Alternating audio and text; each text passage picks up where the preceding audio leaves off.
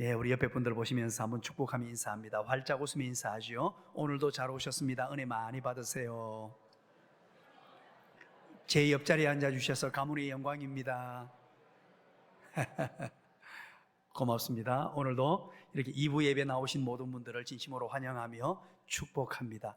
여러분들과 여러분들의 가정과 후손과 하시는 모든 일터, 직장에 하나님의 은혜와 복이 가득하시길 주님의 이름으로 간절히 축원드립니다.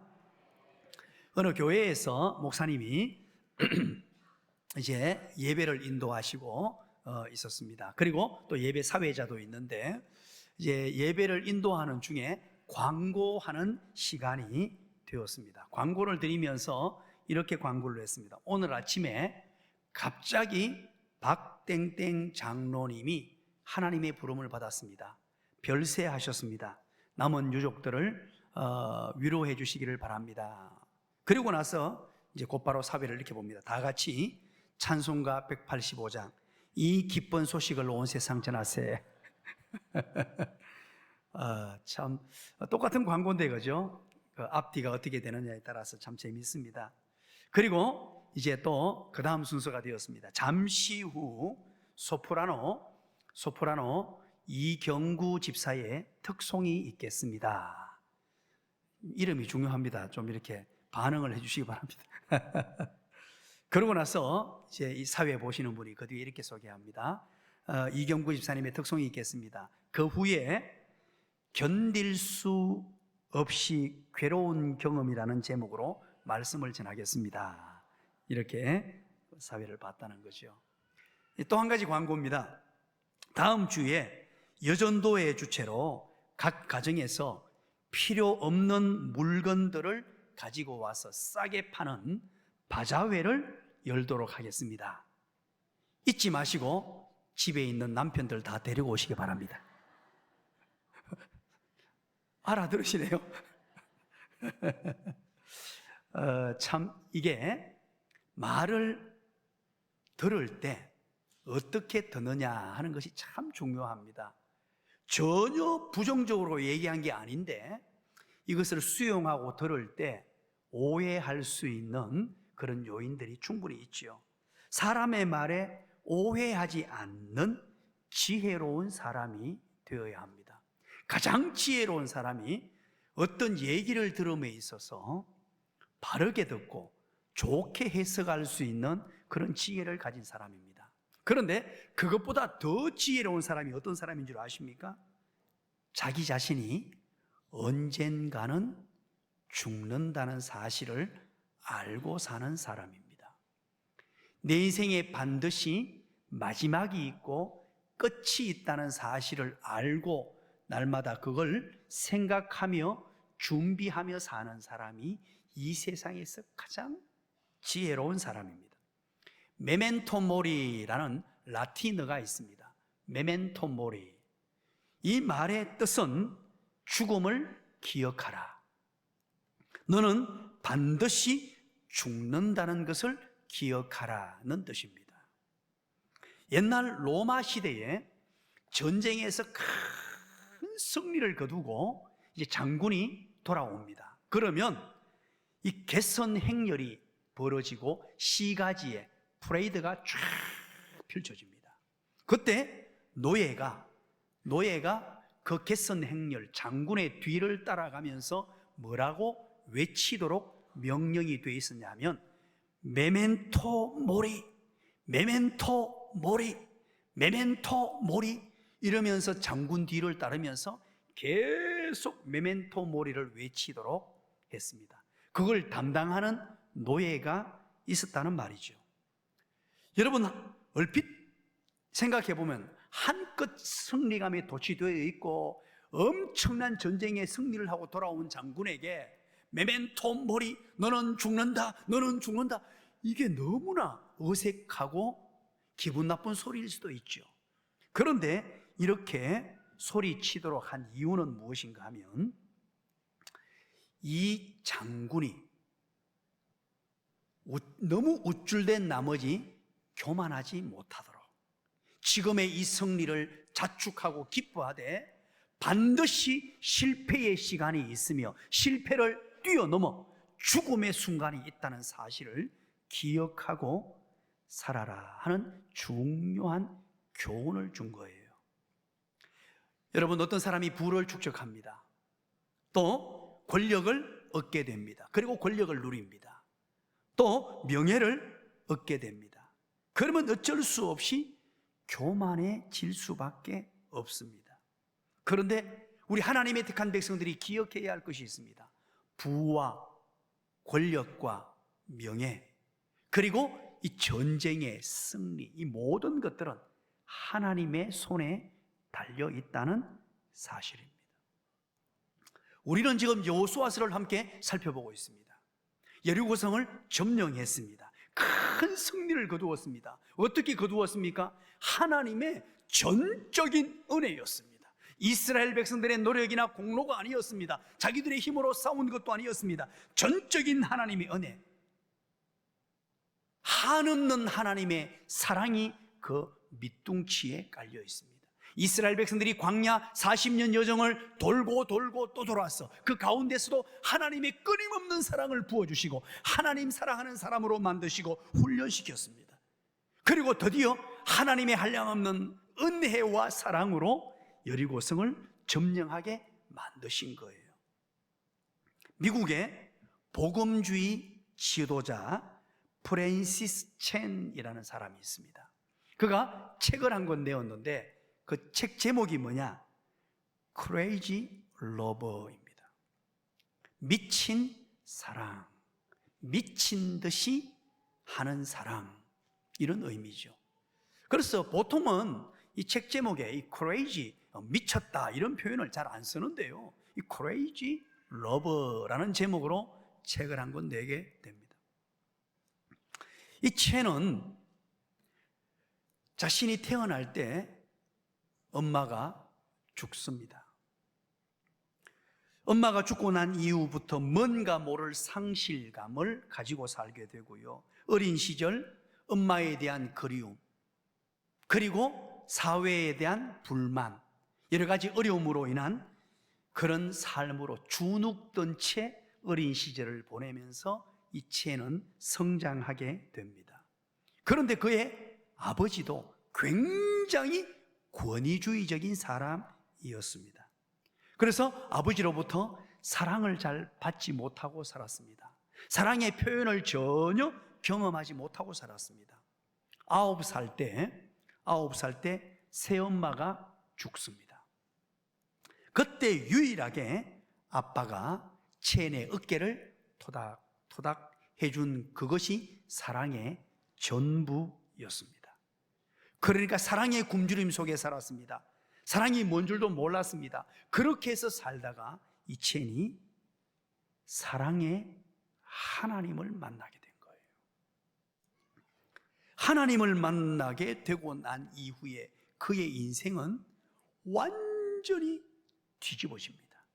천지만물을 창조하신 영원하신 하나님께서 자기를 사랑해 주시는데 미친 듯이 인간이 표현할 수 없는 이 최고 막 극대 놀라운 이것으로 표현되지 않는 미친 듯이 사랑해 주시는 그 폭포수와 같은 사랑을 경험하게 됩니다. 기자가 첸에게 묻습니다. 당신이 왜 책 제목을 Crazy Love라고 짓습니까? 왜 Crazy라는 단어를 표현했습니까? 이렇게 묻습니다. 그때 첸은 대답합니다. 도리어 대답하면서 대묻습니다. 하나님의 사랑을 경험하면 미치지 않을 수 있습니까?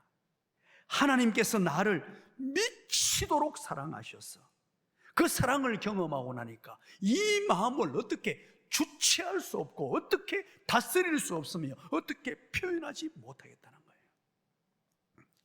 그래서 적절한 단어, 이 하나님의 폭포수와 같은 사랑을 표현할 길이 없어서 가장 자극적인 표현으로 crazy love, 이런 표현을 쓸 수밖에 없었다라고 한 거죠.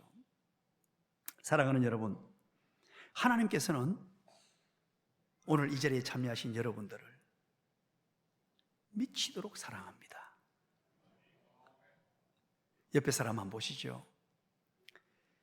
옆에 사람 얼굴이 참 잘생겼죠. 예쁘지요. 그러나 연약하고 부족함이 있는 분들입니다만 하나님이 미치도록 사랑하시는 분이 바로 옆에 있는 분이에요. 그 미친 사랑이 무엇으로 드러나느냐? 십자가 사랑으로 나타났습니다.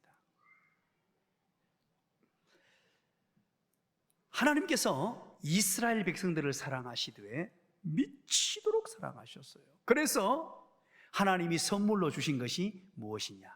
약속의 땅 가나안.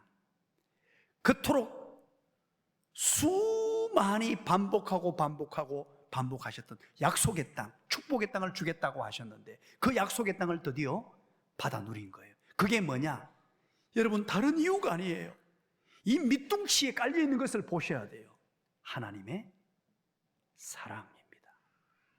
Crazy love.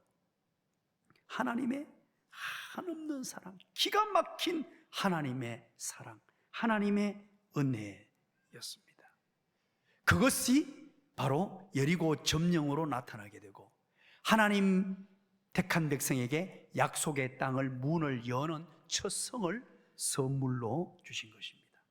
자, 그리고 이제 오늘 우리 22절부터 여리고 성을 점령한 그 이후, 여리고성을 점령한 그 이후 우리에게 어떤 일들이 일어나느냐? 하나님의 폭포수와 같은 사랑을 부어주고 이스라엘 백성들에게 어떤 일이 지금 일어나고 있는가 하는 것입니다. 22절, 23절 내용인데요, 기생 라합에 관한 내용이 등장합니다. 자, 우리 22절, 23절 우리 다 같이 한번 읽어볼까요? 읽습니다. 시작. 요수아가 그 땅을 정탐한 두 사람에게 이르되 그 기생의 집에 들어가서 너희가 그 여인에게 맹세한 대로 그와 그에게 속한 모든 것을 이끌어내라 하며 23절 정탐한 젊은이들이 들어가서 라합과 그의 부모와 그의 형제와 그에게 속한 모든 것을 이끌어내고 또 그의 친족도 다 이끌어내어 그들을 이스라엘의 진영 밖에 두고 아멘. 자, 22절 23절 내용이 무엇입니까? 여리고 점령 그 이후 첫 번째, 기생 라합과 그의 가족이 구원을 얻었습니다. 자, 이것은 놀라운 일입니다. 하나님의 구속 경륜, 하나님의 구원 역사가 지금 계속해서 이루어지고 있는데요. 자, 이때 당시 여리고성이 무너지고 난 이후에 여리고성 안에 사람들은 어떻게 되었는지 우리 확인 한번 해볼까요? 6장 21절 한번 보시죠.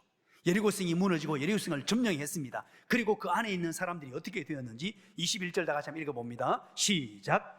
그 성 안에 있는 모든 것을 온전히 바치되 남녀노소와 소와 양과 나귀를 칼날로 멸하니라. 이야, 남녀노소와 소와 양과 나귀 모든 짐승까지 전부 진멸하고 죽여버립니다. 여리고성이 완전히 무너지고 모든 사람들이 죽었다는 뜻입니다. 그런데 22절 23절에요 구원을 받는 사람이 나타나는데 그가 누구냐? 기생 라합과 그의 가족이 구원을 받습니다. 그게 22절 23절이죠. 여러분, 라합의 앞에 늘 붙어 다니는 수식어가 기생입니다. 라합 그러면 항상 기생 이렇게 붙습니다. 그런데 우리 앞에서 제가 살필 때 이 기생이라는 말을 조금 더 자극적인 번역으로 제가 번역을 해드렸습니다. 우리말로는 그냥 순화시켜서 기생이라고 번역을 했습니다만 원어상으로 어떤 뜻이냐? 창녀입니다. 창녀. 몸을 팔고 사는 창녀입니다. 그 여인과 그의 가족이 구원받았다는 겁니다. 그래서 여기서 우리는 중요한 진리를 깨닫게 됩니다. 어떤 진리입니까? 정말로 중요한 진리. 이 구원은 윤리, 도덕과 상관이 없다는 거예요. 이거 여러분 오해하지 마시고 잘 들으셔야 됩니다.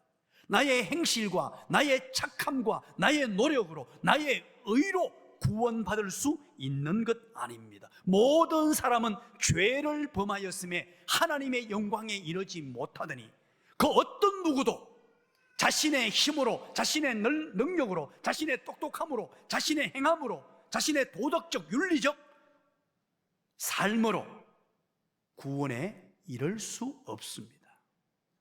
오늘 그것을 보여주는 거예요. 그럼 어떻게 구원받느냐? 오늘 이 기생 라합이 어떻게 구원받았느냐? 히브리서 기자가 그걸 우리에게 증언하고 가르쳐 줍니다. 히브리서 11장 31절입니다.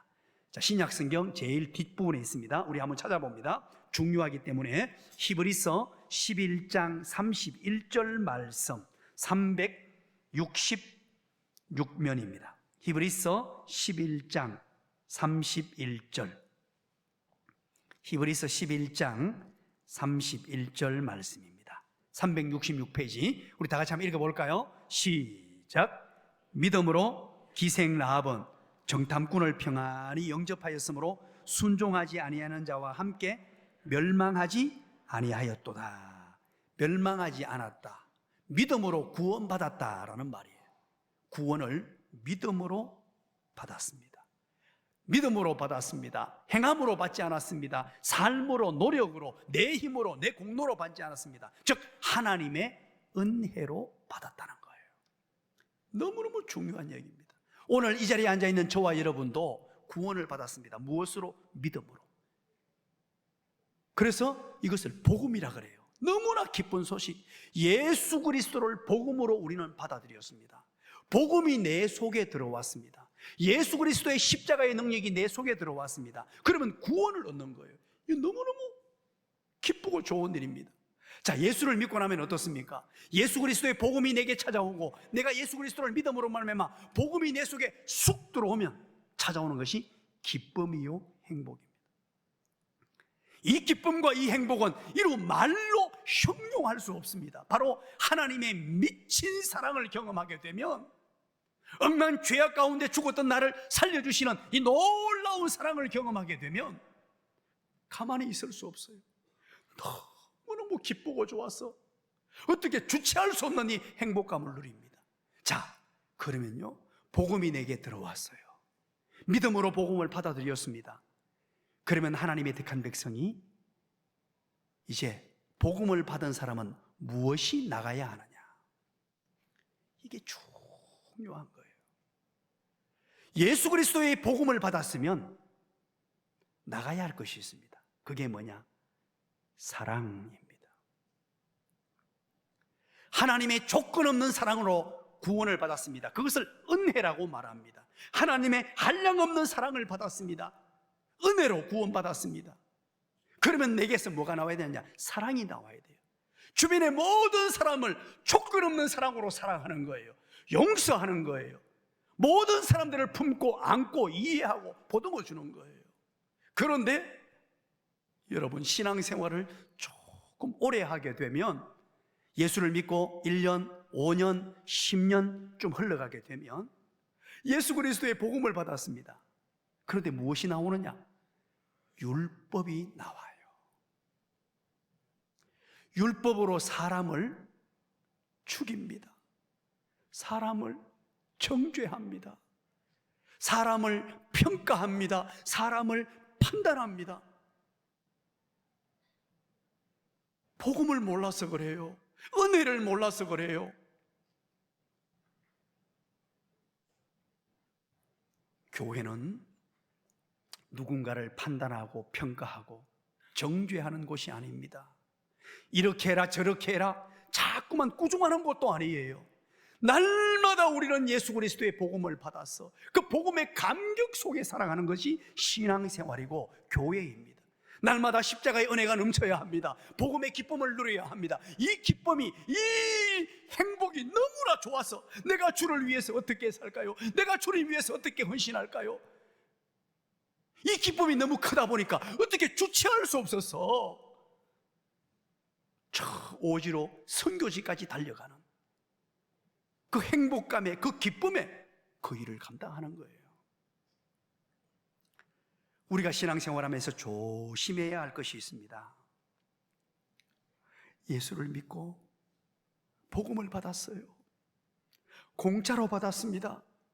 거저 받았습니다. 내 노력으로 받은 것 아니에요. 내가 무슨 일을 행동을 잘해서 신앙생활을 잘해서 받은 것 아니에요.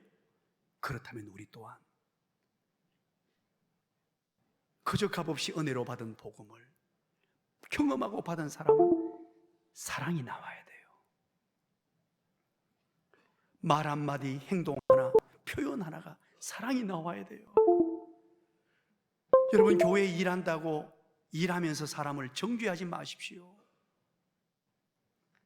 신앙생활 조금 오래 해서 이제 교회의 생리도 알고 교회 질서 안다고 사람을 평가하지 마십시오. 혹시 조금 실수하는 분 있습니까? 내 눈으로 보기에 조금 부족한 부분이 보입니까? 그럴 때 같이 울었으면 눈물을 흘리며 함께 사랑으로 보는 것이 교회예요. 자꾸만 율법이 나옵니까? 뭔가 모르게 사랑이 나오지 않고 율법이 자꾸 먼저 앞서게 됩니까? 그렇다면 여러분, 모든 일들을 중단하십시오. 은혜를 경험해야 됩니다. 복음을 경험해야 돼요. 오늘 이 구원, 하나님의 구속 경륜을 따라 이 기쁨을 주시려고 우리에게 구원을 주시는데, 기생나비 그 구원을 경험했어요. 그 사실을 오늘 본문에 기록하는 거예요. 그 약속이 성취되고 하나님의 구속 경륜을 따라 기생나비 구원을 받았습니다. 그런데 구원받은 이유는 오직 믿음이었어요. 그런데 그렇다면 오늘 이 성경에서 말하는 믿음이 무엇인가? 여호수아에서 말하는 믿음, 그리고 여호수아를 중심으로 성경 전체에서 말하는 믿음이 무엇인가 하는 것입니다. 첫 번째, 믿음은 하나님을 인정하는 것입니다. 믿음의 가장 기초요 베이스입니다. 여호와 하나님께서 이 모든 천지 만물을 만드셨다는 것을 인정하는 것이 믿음입니다. 여호와 하나님께서 지금도 역사를 주관하시고 이 세상 모든 것을 통치하시며 운행하고 계신다는 사실을 믿는 것, 그게 믿음이에요. 하나님을 믿는 믿음을 가지면요, 내 마음대로 내 뜻대로 평가하고 판단하고 내가 결정 다 내리고 눈에 보이는 것 가지고 불평불만을 쏟아내고 사람 죽이고 그렇게 하지 않습니다. 하나님을 인정하셔야 돼요. 이 세상 모든 것들 하나님이 창조하시고 지금도 그 창조하신 하나님이 운행하고 계십니다. 하나님을 인정하는 것이 믿음이에요. 저와 여러분의 삶에 혹시 이해되지 않는 어려운 일을 만난 분이 있습니까? 역경과 고난을 만난 분이 있습니까? 하나님만 인정하는 믿음을 가지면 염려에서 해방감을 받습니다. 어느 술 주정뱅이가 한 사람이 있었습니다. 술이 가득 채가지고요, 비틀비틀거리면서 어디를 찾아갔냐? 교회를 찾아간 거예요. 여러분, 우리 교회는 교회에 담장도 없고 이제 문도 없습니다. 모든 양사방이 다 개방이 되어 있습니다. 우리 교회가 처음 교회를 세우고 건축할 때부터 성경적인 교회를 꿈꾸면서 교회에 누구든지 들어올 수 있도록, 예배당에도 예배 빈 공간에도 누구든지 들어올 수 있도록, 불신자들이 들어와서 마음껏 안식을 취하고 쉼을 취하도록, 그래서 교회도 교회같이 안 지었습니다. 왜? 예배당처럼 지어놓으면 불신자들이 교회를 찾지 않습니다. 처음에는 십자가 종탑도 없고 교회 이름도 붙이지 않았어요. 누구나 오라는 의미예요. 교회는 세상 사람들을 수용하는 교회가 되어야 됩니다. 그래서 그런 생각을 가지고 모든 걸 그렇게 건축을 했었습니다. 그런데 보통 교회들은 예배당에 일반인들이 못 들어오도록 문을 걸어 잠굽니다. 벌써 담장을 다 만들고 대문도 만들어가 문을 걸어 잠궈요. 그런데 그 교회도 이제 다 담장을 가지고 문을 걸어 잠궈 놨는데 어느 한 술이 이만큼 된 문이 비틀비틀거리면서 교회 문을 막 두들깁니다. 막 두들기면서 문을 열어달라고 막 그럽니다. 그러니까 교회를 관리하는 관리 집사님이 놀라가지고 급하게 뛰어났습니다. 아니 도대체 당신 왜 그러는 거예요? 뭐 때문에 이래요? 그러면서 이제 막 제재를 하니까 이분이 하는 말이, 문 빨리 열어주세요. 내 지금 하나님이란 분 만나러 왔어. 내가 지금 하나님 좀 만나야 되겠어. 문 빨리 열어달라고 막 그러니까 관리 집사님이요, 당황해가지고 어떻게 자기도 모르는 사이에 이렇게 말했답니다. 우리 교회에 그런 분 없소이다. 여러분, 아무리 어려운 환경, 여건일지라도 농담으로라도 하나님을 인정하지 않는 그런 모습의 삶이 되면 안 됩니다. 여러분, 실천적 무신론자가 있습니다. 그게 뭐냐? 지식으로는 하나님을 압니다. 학문적으로는 하나님을 알고 하나님이 어떤 존재며 하나님의 속성, 공유적 속성, 비공유적 속성, 하나님을 공부합니다. 그러나 실천적으로는 하나님이 안 계세요. 교회에서 하는 행동을 보면 전적으로 하나님 은혜로 구원받고 은혜로 사역하고 은혜로 일하는데,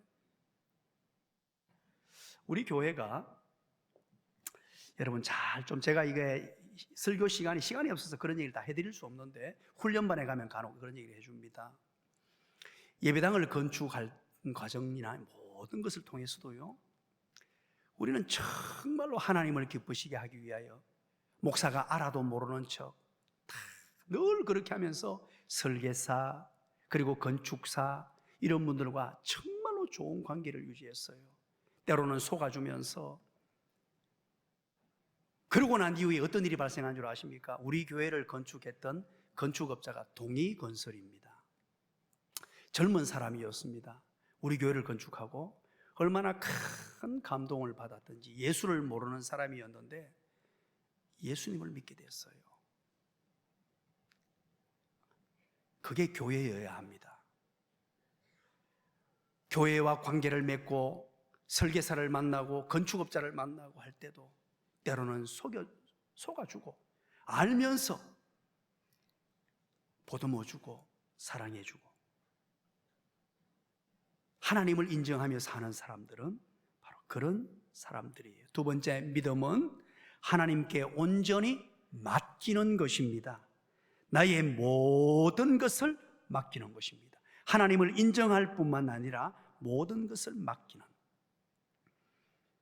기생 라합은 하나님께 모든 것 맡겼습니다. 여리고 왕이었던 왕에게 자기 인생을 의탁하고 맡기는 것이 아니고 여호와 하나님께 모든 것을 맡겼습니다. 그래서 2명의 정탐꾼을 숨겨준 거예요. 그게 여호수아서 2장 말씀이에요. 우리 여호수아서 2장 12절 한번 넘어가 볼까요? 2장 12절 다 같이 한번 읽어봅니다.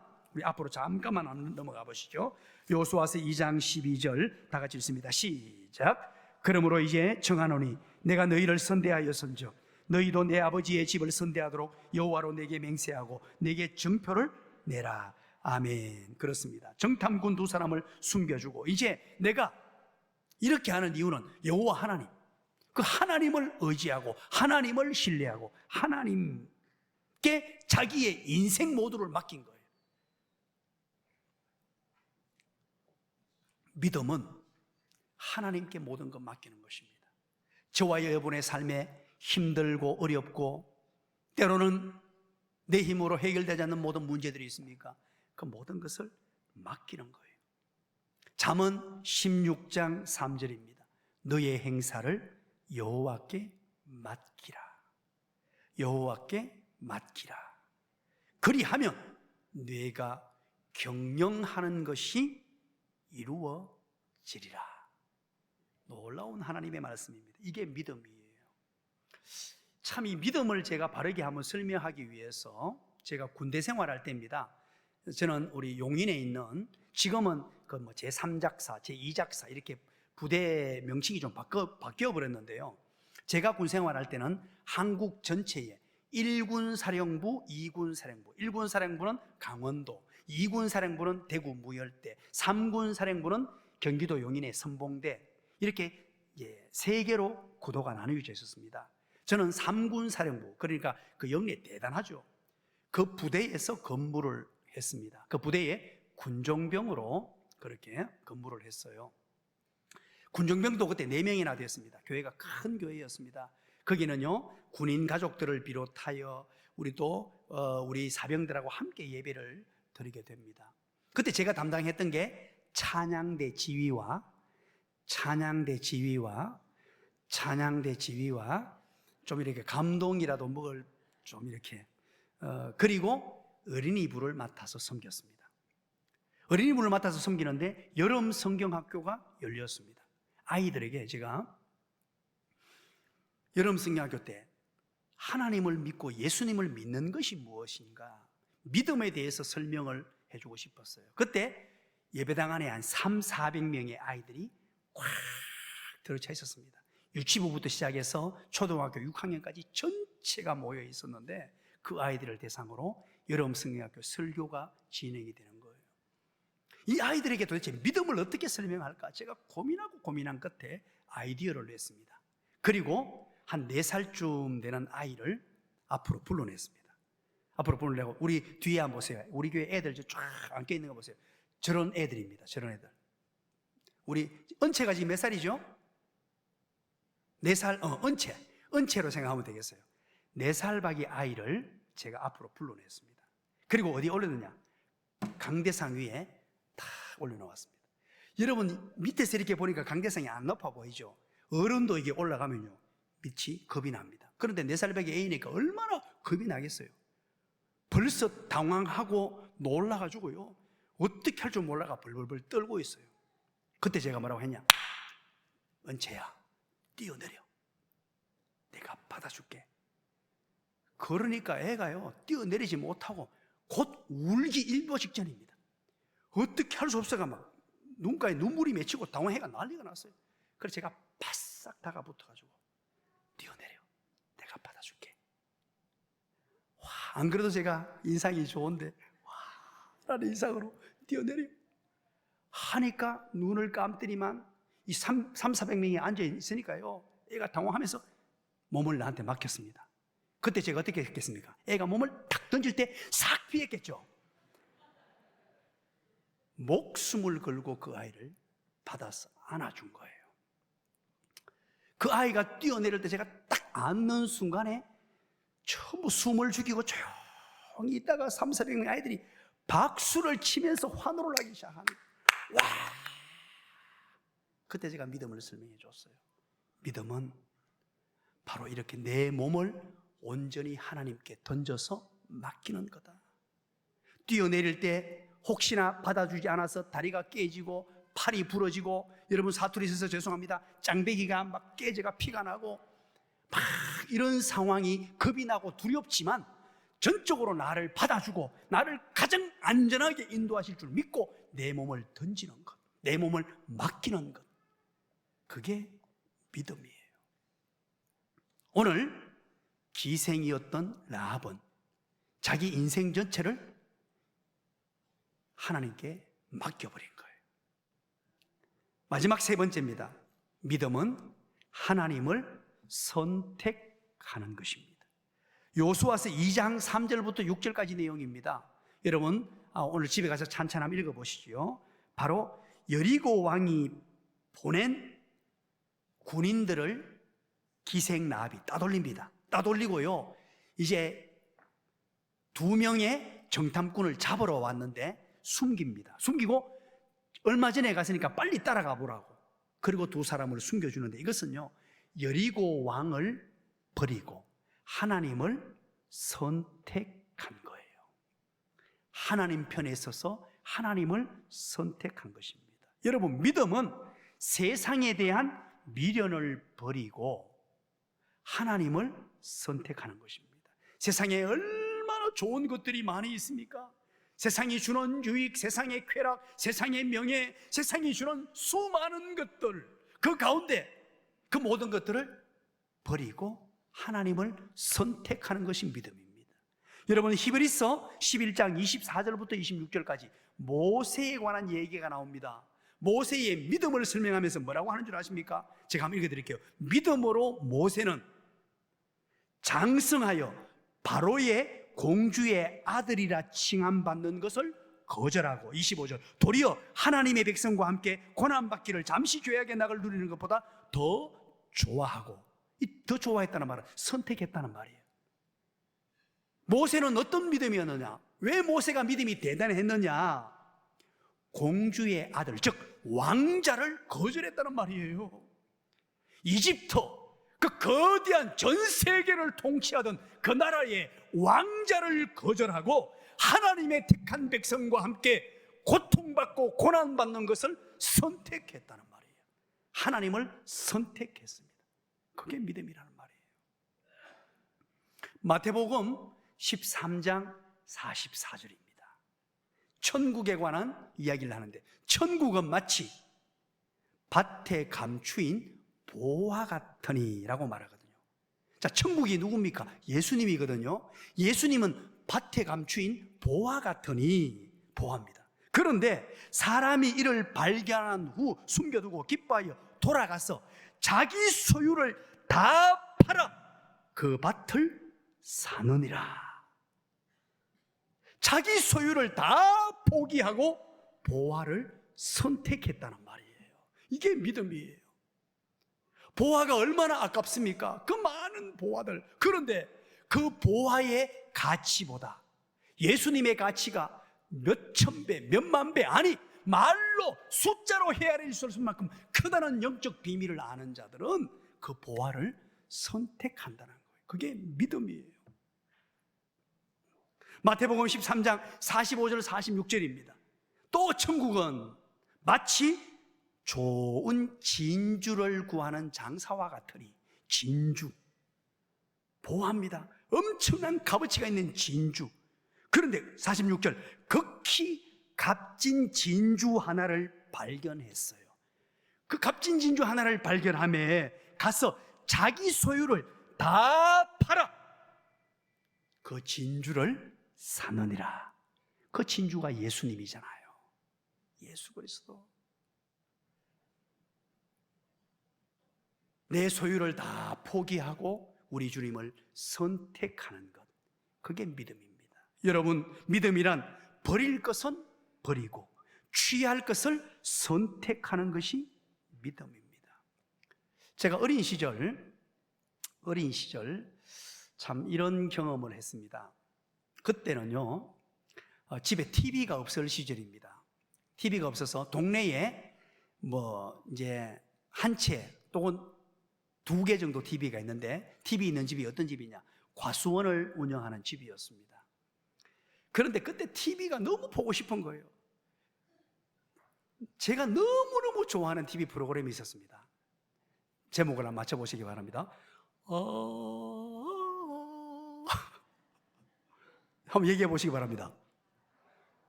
이 타잔이라고 얘기한 사람은 소시적에 TV 좀 많이 본 사람들입니다. 그 타잔이 보고 싶어가지고요. 그러면 이 과수원 집에서 어떻게 했냐면, 그 타잔 토요일 날 했거든요. 토요일 날요, 우리 학교 이제 오전 수업 마치고 집으로 온단 말이에요. 그때 동네 애들 다 불러가지고 어디로 데려가느냐? 과수원에 가가지고요, 떨어진 사과 줍고, 그 사과를 다 모아가지고요, 이제 가지고 오면 그 애들을 전부 자기 집으로 불러가지고 TV를 틀어줬습니다. 오후에 늦지막히 타잔을 했는데, 그러면 동네 아이들이요, 그거 보고 싶어가지고 사과 주러 가가 죽을 고생하고요. 지금 생각하니까, 요즘 생각하면 노동력 착취입니다. 그런데 옛날에 그런 게 어디 있습니까? 가서 막 열심히 일하고 쫓아가서 TV를 보는데, 하는데요, 코끼리고 사자고 동물들이요, 막 난리가 납니다. 그러면 타잔이 움직이는 수단이 있어요. 그게 뭐냐니까 밧줄을 타는 거예요. 와, 그게 얼마나 멋있어 보이던지요. 우리 동네에 그 이제 뒤에 엉끄랑이라고 있는데, 거기에 버드나무를 많이 심어 놨습니다. 그거 흉내 내다가요, 버드나무 잡고 타다가 넘어져가 떨어져 가지고 제가 죽다 살아났습니다. 그런데 여러분, 중요한 게 있어요. 밧줄을 타고 그 정거를 빠른 속력으로 하려면요, 잡았던 밧줄을 놓고 다음 밧줄을 잡아야 돼요. 이 밧줄 아깝다고요, 이거 놓기 싫어가 이거 붙들고 있으면요, 다음 밧줄을 잡아서 전진할 수 없고 목표로 갈 수 없어요. 믿음이란 것은 뭐냐? 내가 잡고 있던 세상의 모든 것들을 놓아버려야 돼요. 놓아버리고 하나님의 비전, 하나님의 꿈을 붙들고 나아갈 수 있어야 돼요. 이걸 놓지 않으면요, 꼼짝을 못해요. 그래서 믿음은 세상의 미련을 포기하고 하나님을 선택하는 겁니다. 이것이 바로 기생 라합의 믿음이었어요. 자, 그리고 두 번째입니다. 오늘 두 번째, 첫 번째는 기생 라합의 구원이 오늘 본문에 등장이 되고요, 여리고성 점령 이후에. 둘째는 여리고성을 다시는 재건하지 말라고 합니다. 여리고성을 다시는 재건하지 말라. 26절 우리 다 같이 한번 읽어볼까요? 6장 26절 우리 다 같이 한번 읽도록 하겠습니다. 시작. 여호수아가 그때에 맹세하게 하여 이르되 누구든지 일어나서 이 여리고성을 건축하는 자는 여호와 앞에서 저주를 받을 것이라. 그 기초를 쌓을 때에 그의 맏아들을 잃을 것이요 그 문을 세울 때에 그의 막내 아들을 잃으리라 하였더라. 아멘. 그렇습니다. 여러분, 여리고성을 다시는 건축하지 말라, 재건하지 말라는 거예요. 그런데 만약에 누구든지 여리고성을 다시 건축하는 자는 여리고성의 기초, 틀을 쌓을 때 맏아들, 큰아들이 죽고 이 성문, 문을 달 때 막내 아들이 죽겠다. 저주가 내려집니다. 자, 이게 하나님의 말씀으로 주어지는데 그 후 500년 후입니다. 오늘 여호수아 시대가 BC 1410년이거든요. 여리고성이 무너진 이때가 1410년 BC. 그런데 500년 후 아합 시대, 아합 왕이 통치하던 시대 BC 870년입니다. 그때 여리고성을 재건하는 사람이 나타납니다. 자, 한번 볼까요? 우리 시간이 없습니다만 우리 중요해서 한번 찾아봅니다. 열왕기상 16장 34절, 구약성경 열왕기상 16장 34절, 545페이지 545페이지. 어떤 일이 발생하는가? 500년 이후의 일입니다. 자, 다 같이 한번 읽어봅니다. 오늘 본문의 500년 후에 일어난 일인데 다 같이 한번 읽어봅니다. 시작. 그 시대에 베델 사람 히엘이 여리고를 건축하였는데 그가 그 틀을 쌓을 때에 맏아들 아브라함을 잃었고 그 성문을 세울 때에 막내 아들 스굽을 잃었으니 여호와께서 눈의 아들 여호수아를 통하여 하신 말씀과 같이 되었더라. 아멘. 아합 시대에 히엘이라는, 베델에 사는 사람, 히엘이라는 사람이 여리고성을 건축한 거예요. 재건하는데 그 공사를, 기초를 쌓을 때에 큰아들 아브라함이 죽습니다. 그리고 성문, 문을 달 때에 막내 아들 스굽을 잃어버립니다. 이것을 통해서 우리는 무엇을 발견하게 되느냐? 하나님의 말씀은 반드시 성취되고 이루어진다라는 사실을 아셔야 돼요. 저와 여러분에게 주신 모든 하나님의 말씀, 이 수많은 약속의 말씀들은 1.1획도 이루어지지 않는 것이 없다. 그래서 여러분, 오늘 저와 여러분에게 주신 말씀을 가슴에 잘 새기십시오. 약속의 말씀들, 축복의 말씀들 다 새기십시오. 또 하지 말라는 것 기억하십시오. 하라는 것 기억하십시오. 반드시 성취됩니다. 그러면서 또 한 가지 중요한 것은 뭐냐? 여리고성을 재건하지 말라. 도대체 여리고성이 뭐였기에? 지난 시간에 우리가 여리고성에 대해서 살폈죠. 여리고성은 바로 교회 안에 세속화 현상이라고 말씀드렸습니다. 바로 세속화란 예수 믿는 사람이 예수 믿지 않는 사람을 닮아가는 현상입니다. 그런 현상들을 통하여 휴먼 슈퍼처치 팬덤 현상이 나타났습니다. 이런 현상을 보면서 우리는, 제가 강력하게 경고하고 강조한 게 있어요. 우리 교회가 꿈꾸는 교회, 그게 바로 따라서 합니다. 가장 성경적인 교회, 교회다운 교회, 하나님께서 기뻐하시는 교회, 이걸 놓쳐버리면 안 됩니다. 이걸 부여잡고 때로는 여리고성을 재건하고 싶어요. 뭔가 모르게 화려하고 좋은 것, 슈퍼 팬덤, 휴먼 슈퍼처치 팬덤, 화려하고 뭔가 건물을 크게 짓고 뭐 이벤트를 벌이고 연예인을 부르가 쇼를 하고 이러면 교회가 잘 될 것 같고 일이 이루어질 것 같고 이동 교인들을 막 끌고 모아가지고 막 하고 싶은 욕구들, 그거 건축하지 말라는 거예요. 오직 성경적인 교회, 교회다운 교회, 하나님께서 기뻐하시는 교회, 교회다운 교회, 하나님께서 기뻐하시는 교회, 성경적인 교회, 이걸 우리는 놓칠 수 없어요. 옆에 사람에게 한번 얘기해 주시기 바랍니다. 당신 정말 좋은 교회 다닙니다. 대답을 해 주시기 바랍니다. 어떻게 알았습니까? 사랑하는 여러분, 교회다운 교회, 하나님께서 기뻐하시는 교회, 성경적인 교회, 뭔가 조금 부족해 보입니까? 옆에 사람이 좀 실수를 하는 것 같습니까? 뭐 회사처럼 빠릿빠릿하게 안 돌아가는 것 같습니까? 괜찮습니다. 우리가 조금 어설퍼야 하나님이 일하시죠. 우리가 일다 하면 누가 일합니까? 하나님 일하시겠어요. 그래서 제가 좀 어설픕니다. 늘 인간은 좀 부족해야 되고요, 때로는 실수도 좀 있어야죠. 그걸로 나무라고 그걸로 하지 말고, 우리는 어떤 세상 것으로 하려고 하지 말고 하나님이 운행하시고, 그래서 우리는 정말로 바라옵기는 교회다운 교회, 하나님께서 기뻐하시는 교회, 성경적인 교회, 그래서 하나님이 은혜 베푸시는 교회. 우리는 어떤 상황이 오더라도 인간 냄새를 풍기면서 옆에 교회가 잘 되고 뭐 이동 교인이 막 양산된다고 따라가는 일이 없도록 오로지 교회다운 교회, 하나님이 기뻐하시는 교회, 성경적인 교회. 혹시 그렇게 하다가 우리 교회가 망하더라도 저는 포기하지 않습니다. 그것이 이 시대의 교회의 마지막 보루예요.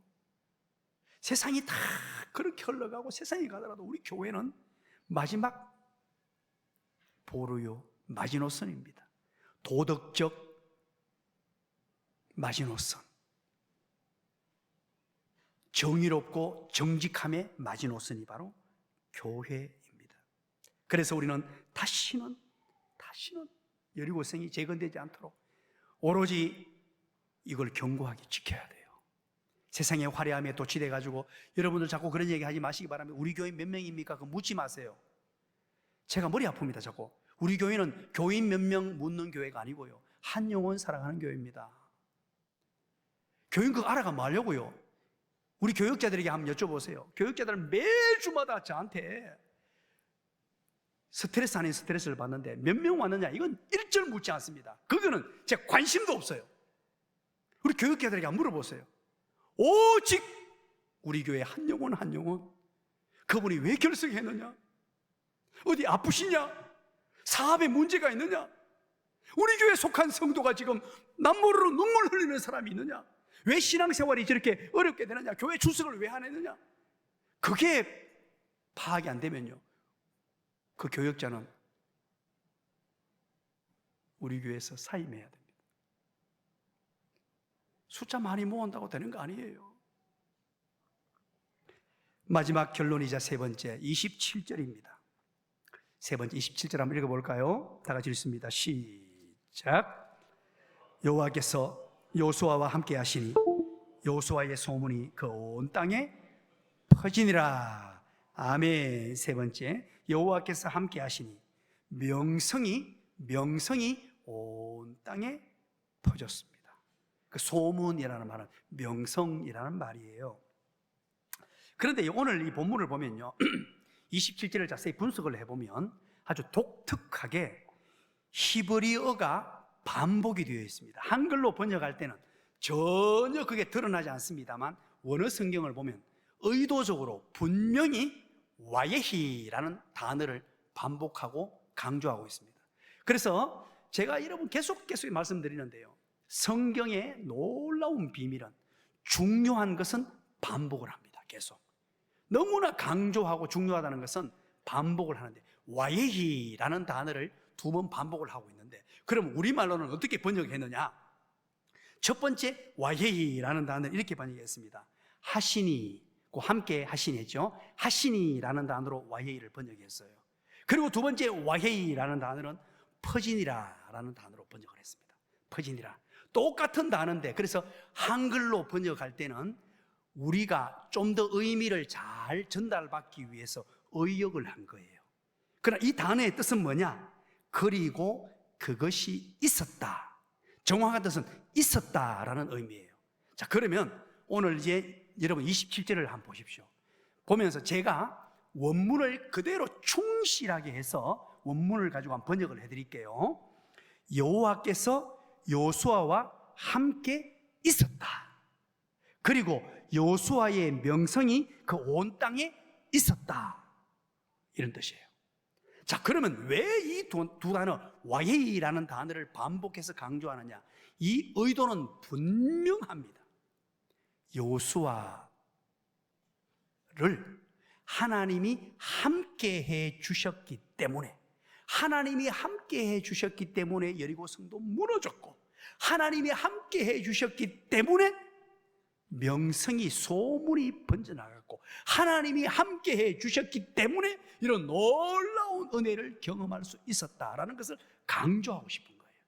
하나님이 함께 하셨기 때문에 여호수아가 존귀하게 되고, 하나님이 함께 하셨기 때문에, 그래서 앞으로 이제 우리 여호수아서 오늘 6장까지 봤는데요, 7장, 8장, 9장 쫙 나가면서 여호수아의 사역 가운데 하나님이 어떻게 일하실지 우리는 지금 이제 생각해 보게 되는 거예요. 하나님이 함께 하시는 인생이 어떻게 멋지게 펼쳐질 것인가. 앞으로 이 땅을 정복하고 무찌르고, 그리고 땅을 분배받고 하나님의 약속의 땅을 차지하여 누리게 되고, 하나님의 나라가 견고하게 세워지게 되고, 무엇 때문에? 여호와 하나님이 와히 함께 있었기 때문에. 하나님이 함께 하심이에요. 우리는 이것을 기억할 수 있어야 됩니다. 오늘 저와 여러분과 함께 하시는 하나님을 믿으시기를 간절히 축원합니다. 간절히 축원합니다. 오늘 이 본문을 우리 가슴에 새기면서 기생 라합의 구원을 통하여 하나님의 구원 계획이 성취되는데, 오직 믿음으로 은혜로 구원받은 우리는 그 값없는 은혜로 공짜로 받은 것들을 받았으면 우리 속에서 나와야 될 게 율법이 아닌 사랑이 나와야 되고, 사랑의 방법으로. 그래서 우리 교회는 사랑이, 앞모습만 봐도 예쁘고 뒷모습만 보면 더 예쁘고, 보기만 봐도 행복하고 웃음이 나고 미소가 번져지고, 약점이 보여도 좋고 실수를 해도 좋고 품어주고 안아주고 용서해주고, 때로는 성도가 죄악된 길을 가면 목사는 강단에서 눈물을 흘리며 우는 거예요.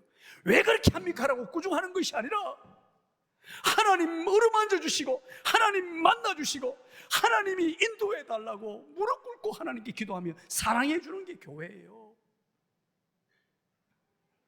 우리 교회에 있는 모든 분들, 여러분들, 하나님이 미치도록 사랑하시는 분이 옆에 있는 분들이에요. 그런데 내가 뭔데 감히 내가 그분을 정죄하고 그분에 대해서 아무렇게나 얘기하고. 우리 하나님께서 미치도록 사랑하시는 분이 내 옆에 앉아있는 분이에요. 저는 그래서 늘 그렇게 생각합니다.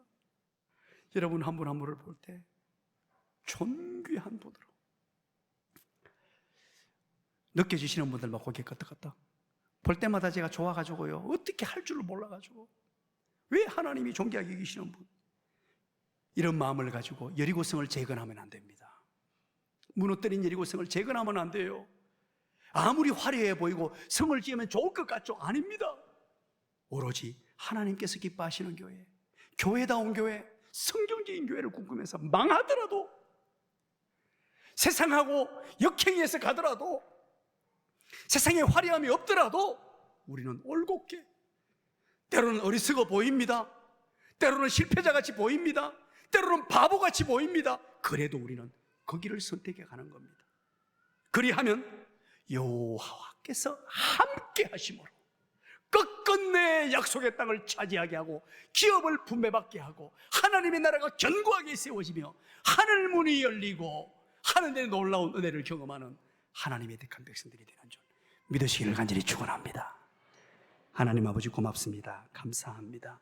우리 교회가 오늘 주신 말씀을 이루어가는 교회다운 교회, 하나님이 기뻐하시는 교회, 성경적인 교회로 우뚝 세워질 수 있도록 인도하여 주시옵소서. 예수님 이름으로 기도드리옵나이다. 아멘.